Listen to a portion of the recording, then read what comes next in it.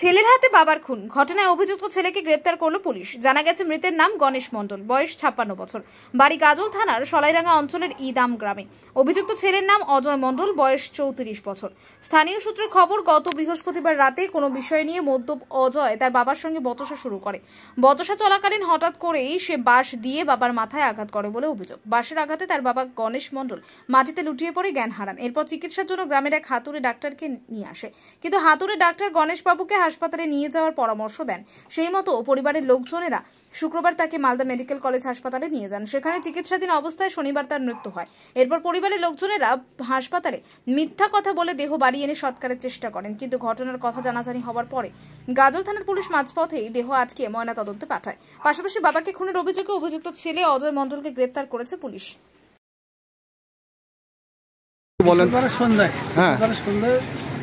মধ্য অবস্থায় গণেশ মণ্ডলের ছেলে আসছিল, আসার পরে বাবাটাতে বচসা হয়।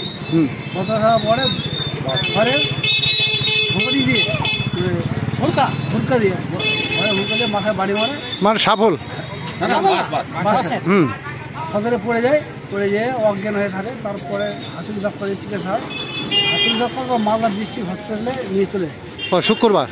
হ্যাঁ, শুক্রবার গতকাল। তারপরে ওখানে চিকিৎসা চলাকালীন সে মারা যায়। তার বডি আবার গাজল হসপিটাল কি করে আসে? ওটা মিথ্যা কথা বলে চিকিৎসা হয়েছিল। মোটর সাইকেলে ধাক্কা লেগে পড়ে গেছে। মানে এটা ওর ছেলে মিথ্যা কথা বলেছে? না, ওর মা। হ্যাঁ, ছেলেটার মা যাই মারা গেছে। স্ত্রী কেন ওর স্ত্রী মিথ্যা কথা বললো? ছেলেকে বাঁচানোর চেষ্টা করেছিল। তারপরে সত্য কথা বলেছে, পরে আগে এফআইআর করেছে, তারপরে বলেছে যে না, ইয়েতে মারা গেছে, ওই বাসের বাড়ি করছে, তারপরে মারা গেছে।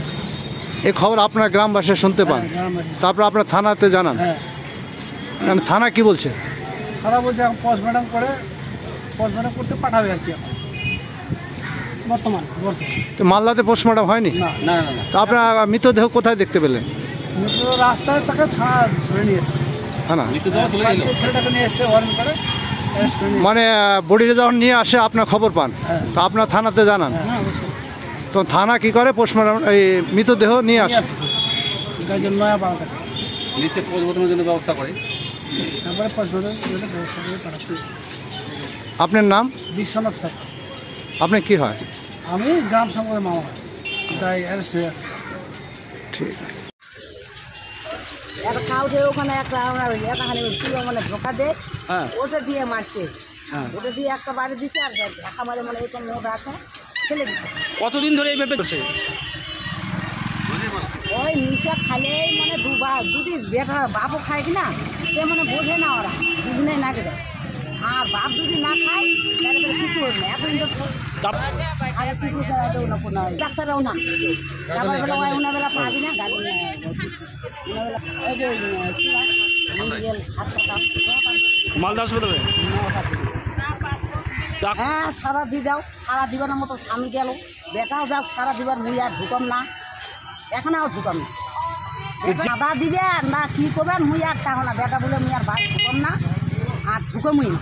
যে মারা গেছে আপনার কি হয়? স্বামী হয়। স্বামী? হ্যাঁ। আচ্ছা, আর বলছি যে মেরেছে সে কি হয়? বেটা। বেটা কি নাম? বেটা অজয়। বয়স 30 বছর না কত? 35। ভাদুরী মণ্ডল। হ্যাঁ, ভাদুরী মণ্ডল। ভাদুরী মণ্ডল। আপনার বয়স? 8 বছর হয়নি, 50 বছর।